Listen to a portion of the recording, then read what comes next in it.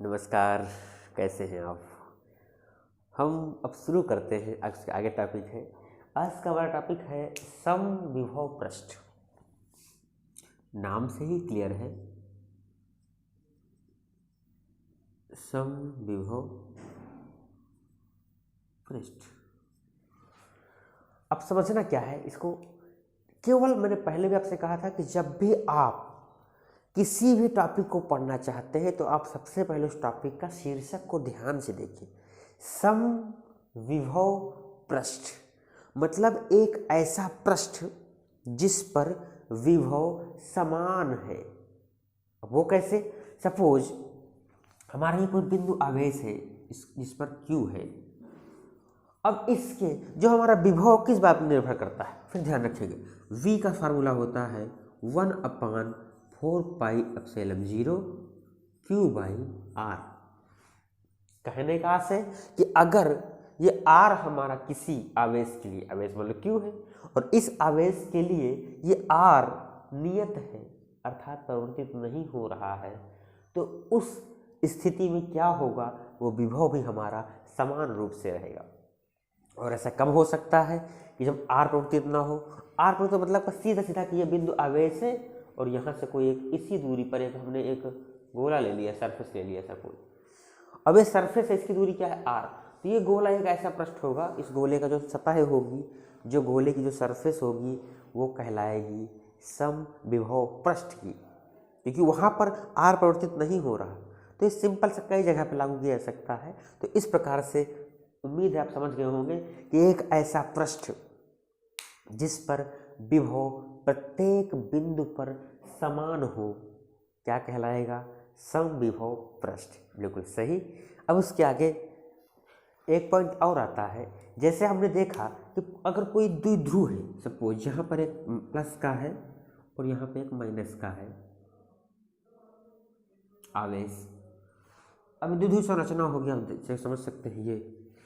तो उसका जो समविभव पृष्ठ कैसा तैयार होगा? अब इसका एक सर्किल ऐसे बना तो इसका भी ऐसे सर्किल बनेगा, तो इसका और बड़ा हुआ, इसका भी और बड़ा हुआ, दूरी के सापेक्ष बढ़ रहे हैं ना। फिर इसका एक ऐसे तैयार हुआ, इसका भी एक ऐसे तैयार हुआ, और एक ऐसी स्थिति आ कि ये दोनों आपस में टकराने लगेंगे। टकराने में इनका फिर ओवरऑल रिएक्शन शुरू होगा। ओवरऑल रिएक्शन मान लीजिए ऐसे ऐसे कहीं तैयार हो गया ये, तो उसका समविभव पृष्ठ कैसे डिजाइन में तैयार होगा? इस हिसाब से, क्योंकि दोनों का संयुक्त रूप से होगा। तो हमको बस यही समझना है। और इसके आगे हम पढ़ते हैं अगले टॉपिक पे, और वो टॉपिक है विद्युत क्षेत्र तथा विद्युत विभव में संबंध। विद्युत क्षेत्र मतलब वही तीव्रता तथा विभव लिख दिए सीधा सीधा। तो विद्युत क्या बार बार लिखा है? विभव में संबंध। अब ये हमें समझना है, विद्युत क्षेत्र तथा विद्युत विभव में संबंध। विद्युत विभव क्या है आप जानते हो। एक तो इससे कई तरीके हैं, या तो आप विस्तार समझो एक एक एक्यूरेसी के साथ में, तो उसका अलग मजा है, और या तो आप आसान भाषा में समझो, उसका अलग मजा है। पहले हम आसान भाषा में प्रयास करते हैं थोड़ा समझाने का। जब भी आपको संबंध निकालने की बात आए तो आप कुछ ना करिए, आप दोनों के फार्मूले याद रखिए। विभव फार्मूला क्या होता है? V = 1/4πε0 Q/r। समीकरण नंबर 1। तीव्रता फार्मूला क्या होता है?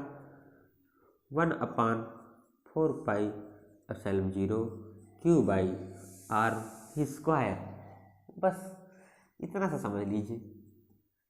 अब इसमें क्या दोनों में अंतर है? यहाँ r² है, सिर्फ यही अंतर, मतलब r का ही कुछ गड़बड़ है। तो आप सिंपल सा देख सकते हैं, समीकरण 1 से 2 विभाग मान रख दीजिए। समीकरण 1 से क्या होगा?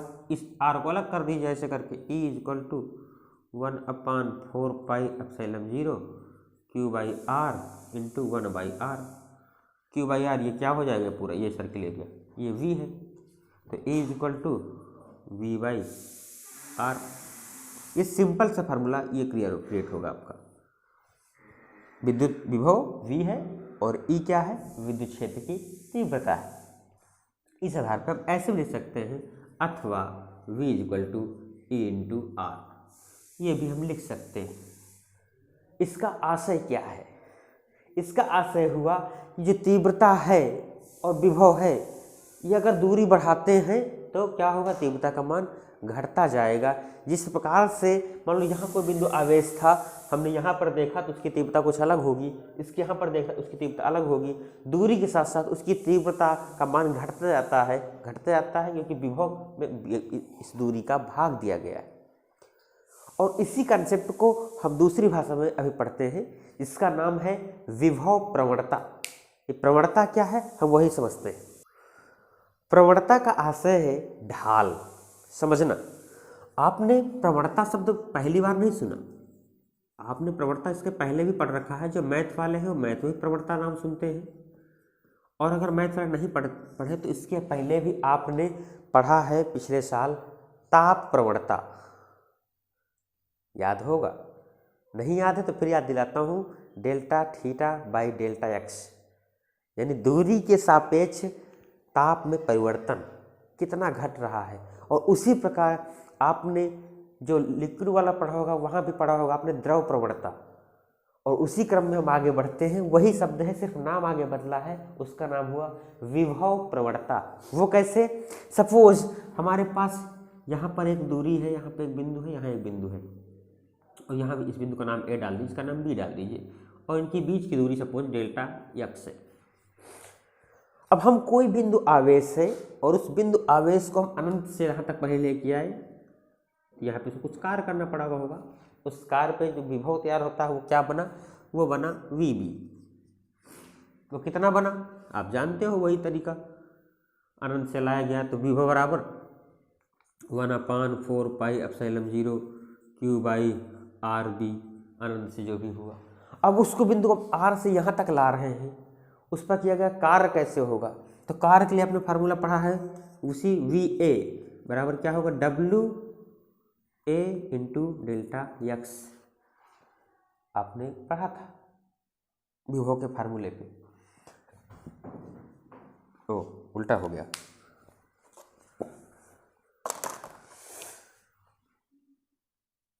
V बराबर किया गया कार्य अनंत आवेश पे W by x delta x. अब ये है, अब ये विभव क्या है, यही वाला विभव VA पर। तो अंतर कैसे निकालना है, इस अंतर को समझना। विभव प्रवणता बहुत ही आसान शब्दों में, जो विभव यहाँ पर हुआ होगा और जो विभव यहाँ पर है, उन दोनों में क्या डिफरेंस है। इसे दूरी बढ़ रही है और ये दूरी के साथ विभव का घटना या परिवर्तित होना, सीधा सीधा कह दीजिए, वो कहलाता है विभव प्रवणता। यहाँ पर विभव कुछ अलग, यहाँ पर कुछ अलग। आप विभव प्रवणता का फार्मूला नहीं, कोई सिंबल नहीं है, आप इसको समझ सकते हैं VA minus VB by delta x, सीधा सीधा इसका नाम विभव प्रवणता, यानी कि दूरी के साथ। इसको डेल्टा एक्स यहाँ भी लिख सकते हो, delta V by delta x. दूरी के सापेक्ष विभव परिवर्तन की दर को क्या कहते हैं, विभव प्रवणता कहते हैं। ये आसान सा है। अब इससे अगला टॉपिक है हमारा वैद्युत स्थितिज ऊर्जा का, और वो टॉपिक है कई निकाय के लिए वैद्युत स्थितिज ऊर्जा। हम पहले एक की बात करते हैं, फिर कई निकाय। तो अब हमारा टॉपिक है आवेशों के निकाय की स्थितिज ऊर्जा। समझिएगा, आवेश का निकाय का क्या आशय है। एक ऐसा सिस्टम या ऐसा स्थान जहाँ पर कई सारे आवेश निहित हो, वो कहलाएगा आवेशों का निकाय। अब सपोज, अब चूंकि अभी हमने पढ़ा था कि जो स्थितिज ऊर्जा है वो क्या है, पहले हम ये जानते हैं, फिर निकाय की आवेशों की बात बाद में करते हैं। आपने देखा कि स्थिति के कारण किसी भी वस्तु में जो ऊर्जा होती है उसकी स्थिति के कारण वो कहलाती है स्थितिज ऊर्जा। और वो कैसे, अभी हमने किसकी बात की, आवेशों की। अब सपोज कोई एक आवेश है यहाँ पर है, तो अभी हमने बात किया था कि किसी भी आवेश को जब किसी स्थान पर होता है तो हम ये कल्पना करते हैं कि वो अनंत से लाया जाता है, और उस अनंत मान लीजिए कहीं यहाँ है, और यहां से इस आवेश को जिसका नाम Q1 है, हमने यहां से लेकर के यहां तक आए इस बिंदु A पर, तो इस A बिंदु पर लाने में जितना कार्य करना पड़ा वह कार्य ही इस बिंदु पर उसकी ऊर्जा में बदल जाता है, स्थितिज ऊर्जा के रूप में हो जाता है। अब हमने इसी बिंदु को मान लो यहां पर ले आए, कोई दूसरा आवेश है Q2, उसकी दूरी अलग हो गई, इसकी दूरी मान लो R2 हो गई, इसकी दूरी R1 हो गई। इस प्रकार से ये बढ़ता रहा। तो आपको समझ में आ रहा होगा इस प्रकार जो कई निकाय मान लो बहुत सारे आवेश आ गए, तो सब निकाय मिल करके कुल स्थितिज ऊर्जा कैसे ज्ञात करनी है वो हम समझते हैं। आपने देखा कि जो वहां पर किया गया कार्य होगा, कार्य का फार्मूला क्या था? आप चाहे इकट्ठा निकालो या फिर अलग अलग निकालो, हम दोनों को लेते हुए चलते हैं।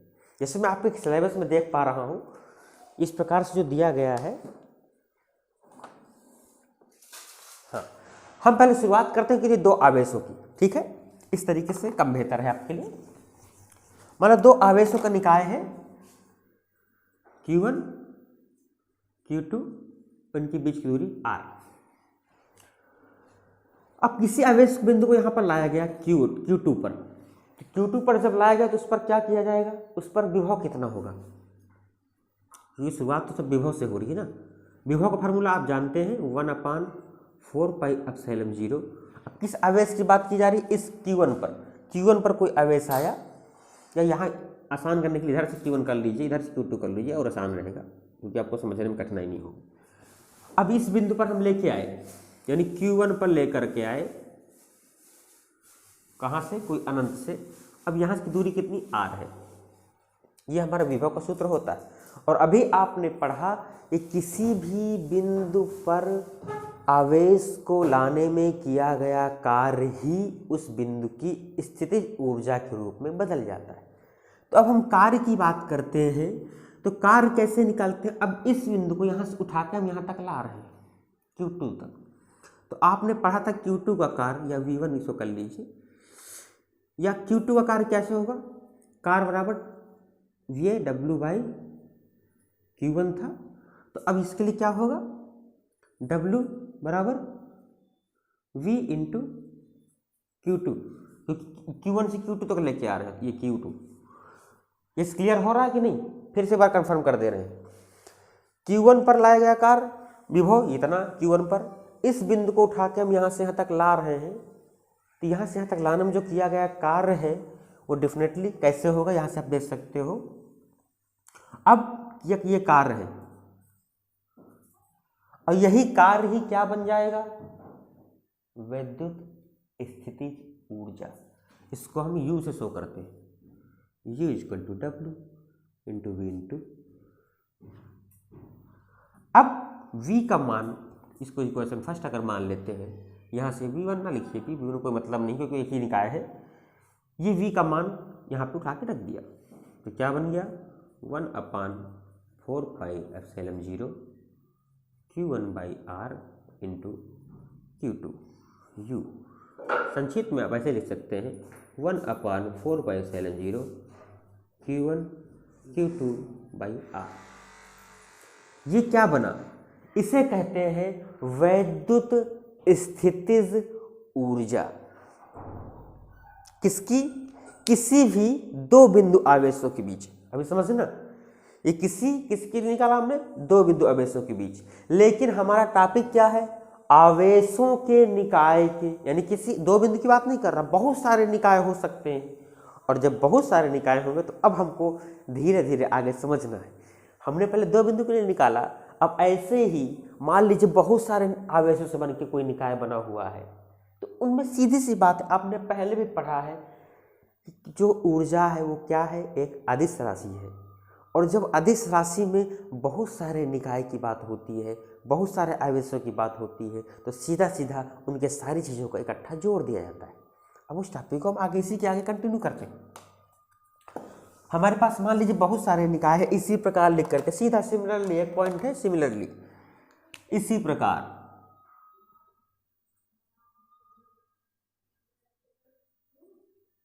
अगर बहुत सारे निकाय का कोई बिंदु है तो इसको U1 कर लीजिए, फिर U2 कर लीजिए। U2 क्या होगा, अब आगे और Q1 Q2, तो इसमें Q2 Q3 बाई R। उनकी दूरियां भी अलग अलग हो सकती हैं, तो इसको R1 कर सकते हैं, इसको R2 कर सकते हैं। फिर तीसरा Q3 1/4πε0 Q3 Q4 by R3।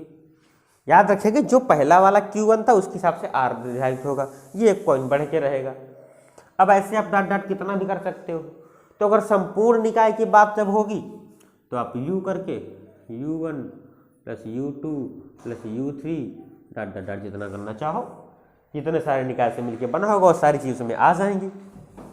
वो सभी समाहित जब करोगे मिला करके तो ये कॉमन पॉइंट है।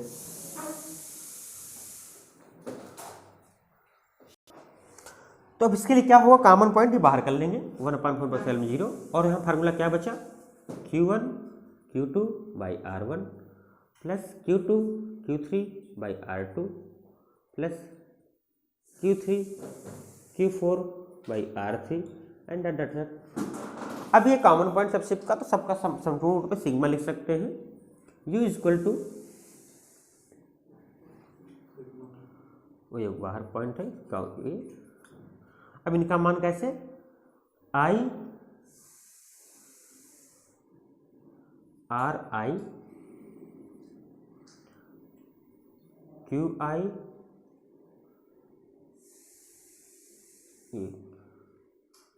Q, इसका J कर लीजिए ताकि आपको कठिन ना हो समझने में, बाई RI। ये कोई यहाँ ऊपर कुछ भी हो सकता है, RI। इसको 2 पॉइंट में बदल सकते हैं चाहे तो, यहाँ के आप कन्फ्यूज ना हो। ये एक पॉइंट एक्स्ट्रा रहेगा हमेशा, याद रखें, इसलिए हमको J रखा गया। आई यहाँ का तो आप कॉमन कर लोगे, मिक्स हो जाएगा, फिर कन्फ्यूजन हो जाएगा, ऐसा ना हो इसलिए J रखा पॉइंट बने। और J का मान यहाँ क्या है, यहाँ लिख सकते हो J मतलब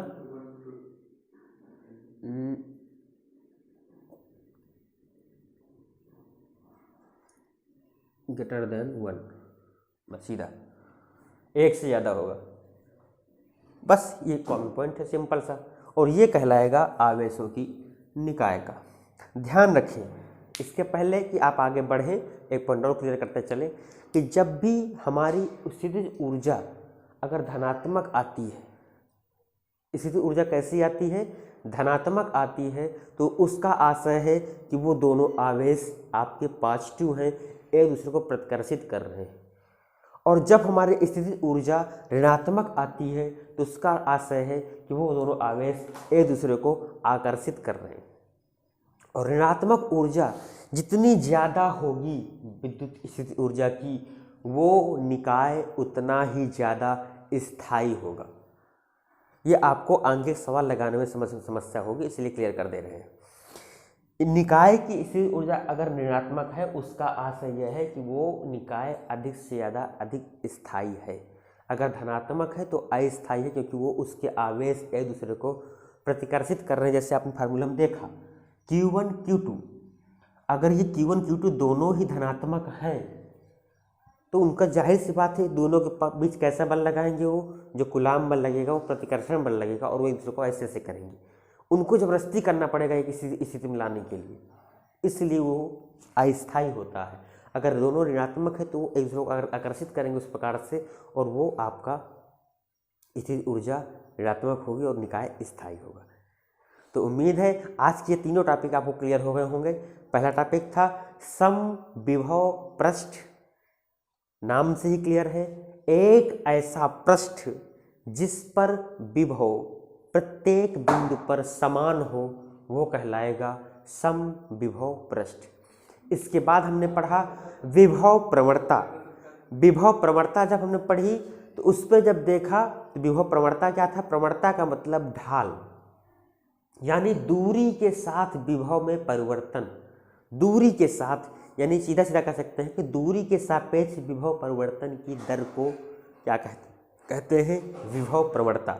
उसमें एक टॉपिक इंक्लूड था जिसका नाम था विद्युत विभव तथा विद्युत क्षेत्र में संबंध। तो वो भी संबंध आपने आसानी से निकाला था। जो आपने क्लियर किया था, E बराबर V/R, अर्थात अगर दूरी बढ़ती है तो क्षेत्र का मान दूरी के सापेक्ष घटता जाता है। इसके बाद अगला टॉपिक आता था विद्युत स्थितिज ऊर्जा। तो किसी भी निकाय की विद्युत स्थितिज ऊर्जा वह होती है जो उस निकाय पर बिंदु आवेश को अनंत से लाने में जो कार्य होता है। सीधी सी बात है, किसी भी आवेश को, परीक्षण आवेश को, एकांक आवेश को अनंत से लाने में जितना कार्य करना पड़ता है वह कार्य ही उस बिंदु पर विद्युत स्थितिज ऊर्जा के रूप में संग्रहित हो जाता है, क्योंकि स्थिति के कारण ऊर्जा होती है। उसके बाद अगर दो निकाय के लिए है तो ये फार्मूला है, दो निकाय से अधिक निकाय है, बहु निकाय का है, आवेशों के निकाय की बात की जा रही है, तो स्थितिज ऊर्जा एक अदिश राशि है। सारे निकायों को सब सीधा सीधा बीजगणितीय योग से आप जोड़ दीजिए, जो कैलकुलेशन आता है वो आपका संपूर्ण निकाय के लिए स्थितिज ऊर्जा का फार्मूला होगा। आज तक के लिए इतना ही, फिर मिलते हैं अगले टॉपिक पे, तब तक के लिए नमस्कार।